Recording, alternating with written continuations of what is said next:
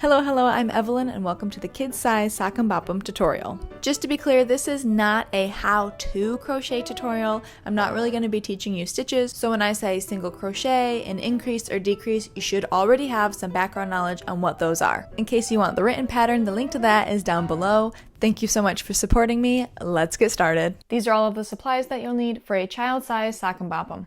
A 5.5mm hook. If you have super loose tension or your stitches are too big, you can always downsize. Scissors, a stitch marker, tapestry needle or a needle with a really large eye hole, about a pound of stuffing per Sock'em Bop'em, completely optional, but a fiber ring. I tend to get yarn burn when I work with super bulky yarn, and this helps me. Size 6 super bulky yarn, you'll need about 500 grams of color A. I'm using Premier's Premier Basics Chanel Brights. This is the color Caribbean. About 160 grams of color B. I'm using the color Hibiscus. We're going to be starting with color B, and I would like to note that this project is worked in the round, which means there is no slip stitching or chaining. You're just working around and around in circles, which is why a stitch marker is really useful to have. First, we will be making 8 single crochets into a magic ring. I had never had luck doing a magic ring with super bulky yarn. Anytime I tried to tighten it, it would snap. Until this Premier Basics Chanel Brights yarn, so don't feel bad if you have to do a chain 2 and work into the first chain or whatever trick you want to do in replace of a magic ring. Sometimes I like to mark that first single crochet so it's really obvious for the next round. I have 8 single crochets into the magic ring, so it is time to tighten the magic ring.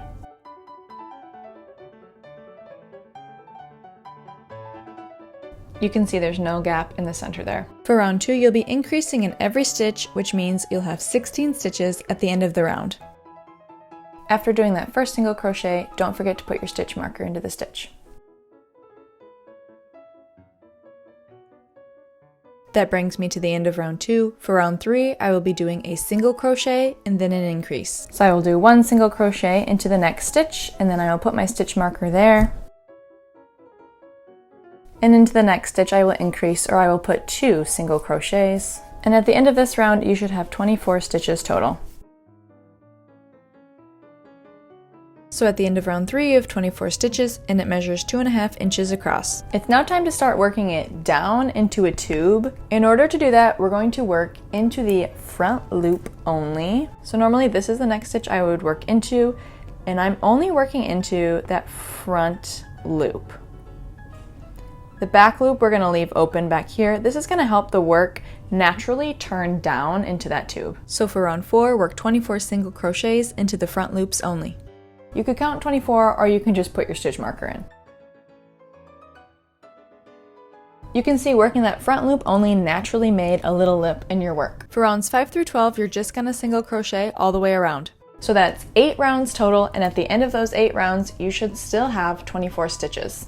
I like to keep a piece of paper and a pencil close by so that I can tally mark after I've done every round. So meet me back here after you've done 8 rounds of single crochets. I like to count the stitches in my last round, if not every few rounds, just to make sure I have the right number of stitches. There we go. We are going to switch colors, but we're not yet done with pink. In order to try to make the edges a little bit more seamless, we're just going to do 1 slip stitch. And then I like to fasten off with a long tail. So your fist goes in there, which is why the pretty side is actually on the inside of your work. After finishing that, my tube is just shy of 4 inches long. Next, we will be using color A. This might be a little bit weird, but it'll all make sense in the end. We're actually going to chain 70 stitches. My chain is about 23 inches. Now using the handhole you made and the chain, we're going to make a little handle at the top of the handhole to help it from flying off. You're going to need a tapestry needle. Put your chain onto the tapestry needle. You're going to be pulling the chain across the inside of the handhole between rounds 3 and 4. Round 3 was my front loop only single crochets. Here I can see a small line of my back loop onlys that I didn't work through. I'm just going to put my needle right underneath those. I'm going to fold it in half and poke my needle out on the other side, also right underneath those back loop onlys.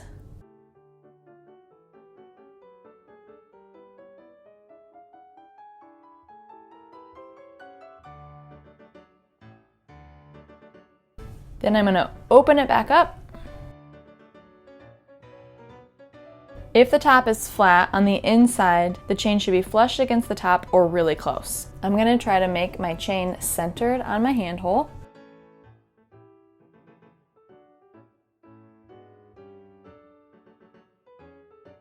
Now before you knot the ends together, you might want to weave in this end around the magic ring just to make it extra secure. My chain is roughly centered on my handhold. I'm literally just going to knot my 2 chains together, making sure I don't pull them too tight like this and distort the top. I want the top to stay flat, but I still want to pull it tight. There's 1 knot. Making sure the top stays flat, and there's the double knot. And now inside there, you have a little handle. We are going to use these chains later to anchor the handhole inside the Sock'em Bop'em, so just leave them while you work. We are now going to be working the flat bottom of the Sock'em Bop'em. We'll be using color A, and you want to make sure that you have a long tail when you connect it. In order to make it smoothly go out, we're going to work into the back loop only. So normally you put your hook into both the front and the back loop. Here's the front loop. This time we're going to be working just in the back loop only. Round 13 will be 2 back loop only single crochets and then a back loop only increase. Repeat this all the way around for a total of 32 stitches. You want to attach with a long yarn tail. We'll be working with that later. You should see your work naturally folding out. For round 14, we will be working into both the front and the back loops, and it's 3 single crochets and then an increase. At the end of the round, you should have 40 stitches. I'll just meet you all the way around. Round 15 will be 4 single crochets and then an increase. Repeat this all the way around for a total of 48 stitches. I'll meet you back around when you're done. I'm actually going to pause crocheting here because we have a gap in our crochet. After round 14, a gap formed between the final stitch of round 13 and the first stitch of round 14. This is why we needed to leave a long yarn tail so that we can stitch that closed. Put the yarn on your needle and then weave it through some stitches and pull that hole closed.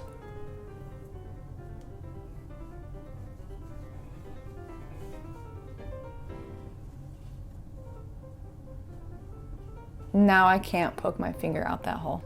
Back to crocheting, we are on round 16 where you will work 5 single crochets and then an increase, repeating this all the way around for a total of 56 stitches.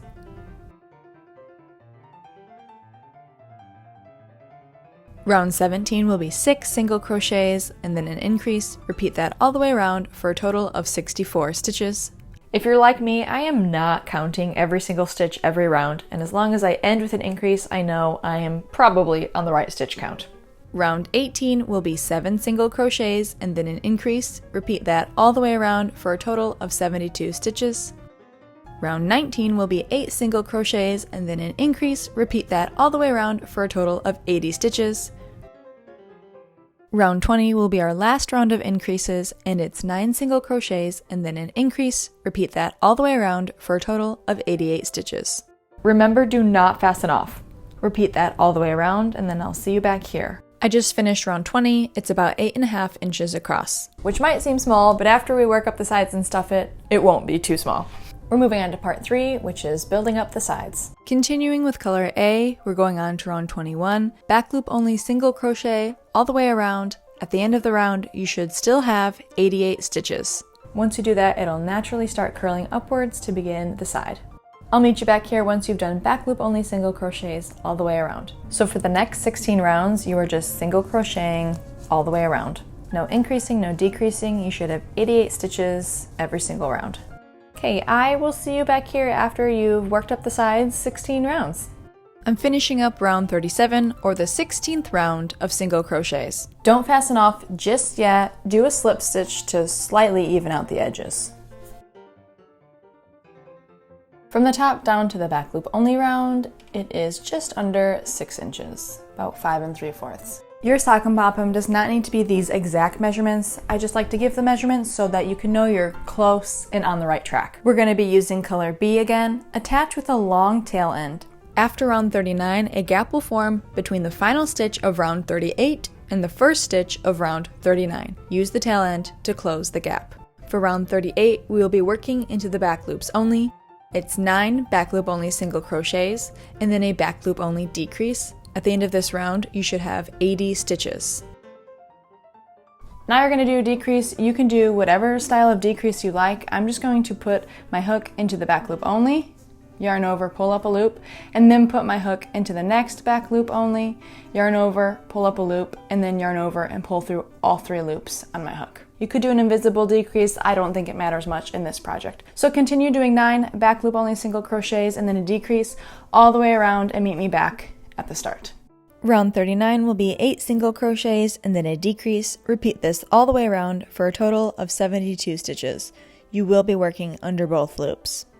Now to do decrease, I just put my crochet hook under both loops, pull up a loop, then put my crochet hook into the next stitch, just under both loops, pull up a loop, yarn over, and pull through all 3 loops on my hook. So repeat this all the way around and then meet me back here at the beginning.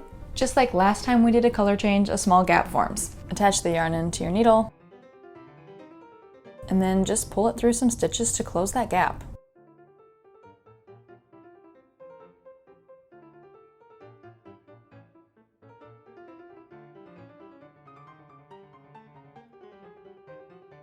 It is now time to stabilize the handhole within the Sock'em Bop'em. We are working on stabilizing chains. This is important because if you don't add this, when you punch and pull your hand back, you can flip your whole handhole inside out. And we don't want that because then it's really annoying to put it back in. So we're adding these stabilizing chains and we're using those chains left over from when we made the handle. I already did one so you can see it. Here it is coming from my knot, and it's just literally knotted around a stitch at the top.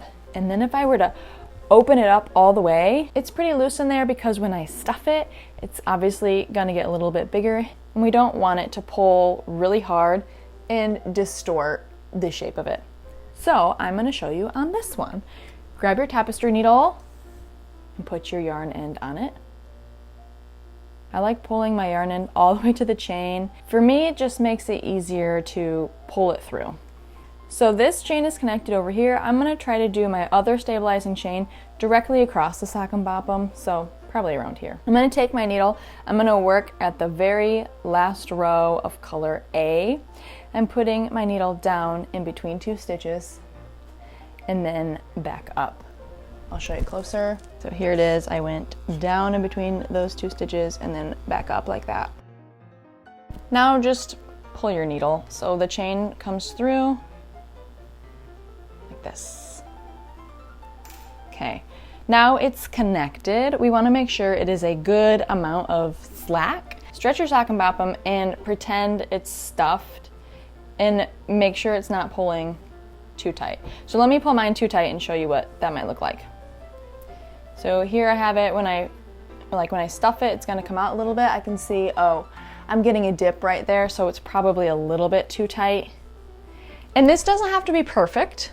In fact, probably a little bit loose is better than a little bit too tight. As long as you can't flip the handhole completely out when you're pulling it, you're probably good. For mine, if I were to measure from the knot to where I connected it to the top, I'm going with about 7 inches, maybe 6 3/4 from the top of that knot all the way up there.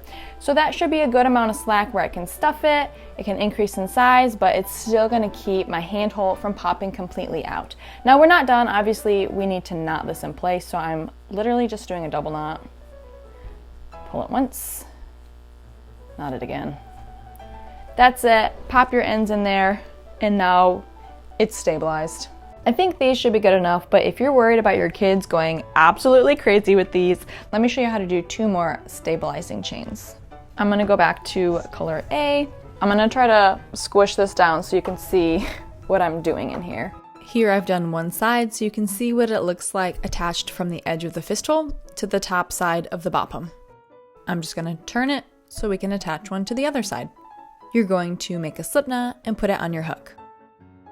You're attaching this to the edge of the fist hole so you can see my line of back loops only right here. I'm just going to shove my hook through that general area. And then I'm going to attach it with a slip stitch or a single crochet.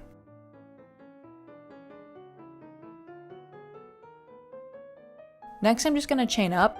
Depending on your tension and the size of your Sock'em Bop'em, your chain may not be the exact same as mine. I ended up doing 17 chains and that measured 6 inches. It's smaller than the other chains because it's connected to the side of the fist hole rather than the center. From here, you're going to slip stitch it straight to that top side. So put your hook down between 2 stitches, up between the next 2, and then slip stitch to connect it, chain 1, and fasten off. Put all your ends inside. Now your fist hole is extra secure in that Sock'em Bop'em. Round 40 is 7 single crochets and then a decrease. Repeat that all the way around for a total of 64 stitches. I'll see you here when you're done. Round 41 is 6 single crochets and then a decrease, repeating this all the way around for a total of 56 stitches. Come back here when you're done. Round 42 is 5 single crochets and then a decrease, repeating this all the way around for a total of 48 stitches. Come back once you're done. Round 43 is 4 single crochets and then a decrease. Repeat this all the way around for a total of 40 stitches, and I'll see you back here once you're done. Now it's time to stuff it. You're going to want to stuff it more than you think. Be careful with those stabilizing chains. You want to work around them, so kind of lift them up and shove the stuffing underneath them. You're going to need just under a pound of stuffing for each Sock'em Bop'em. So I'll meet you back here after you've got it stuffed nice and firm. Round 44 is 3 single crochets and then a decrease. Repeat that all the way around for a total of 32 stitches. I'm using my fingers to kind of push the stuffing down to keep it from getting mixed in with my crochet. Round 45 is 2 single crochets followed by a decrease. Repeat this all the way around for a total of 24 stitches. Round 46 is 1 single crochet followed by a decrease. Repeat this all the way around for a total of 16 stitches. At this point, you may want to put some extra stuffing at the top. Round 47 is 8 decreases in a row. That should leave you with 8 stitches. Fasten off with a long yarn tail for closing that hole. Put the end on your needle, and you're going to pull it through the front loop of all 8 stitches left in order to cinch it closed. I used to be confused why the gap was so large and felt like I needed to crochet a few more stitches to make it smaller, but that would just put a weird pucker, essentially a nipple, on your Sock'em Bop'em. I was trying to talk while I did this part, and so I accidentally missed the front loop of the last stitch. Your Sock'em Bop'em should cinch better than mine if you get it around all 8 of those final stitches.